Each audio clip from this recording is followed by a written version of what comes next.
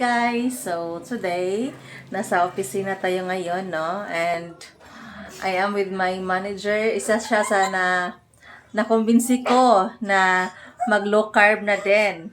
So, ang goal weight niya is 50. So, kailangan by December, 50 kilos na siya. So, siya. Ayan. Tingnan mo yung kinain niya, ha? Pagkain niya, ayan. So, ako na siya yung YouTube, ma'am. Ayan. Yan yung mga pagkain niya. Low carb. Check no, di ba? May, oh, ganda, sarap. Ayan. So, ayan. By December, babalikan natin siya. Kailangan 50 na siya. Tatlo na kami naglo-low carb dito, no?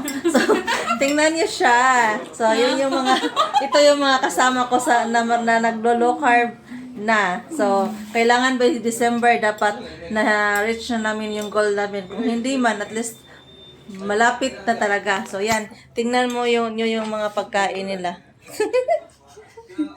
Yan. Ayan. So, kailangan by December, small na yung size. Extra small. Oh, see? Extra small. So, hindi lang small, extra small. So, yon. Next month, update na namin yung kayo sa aming mga timbang. So, maraming salamat sa nood.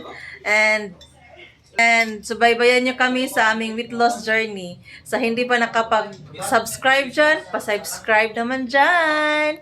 Bye!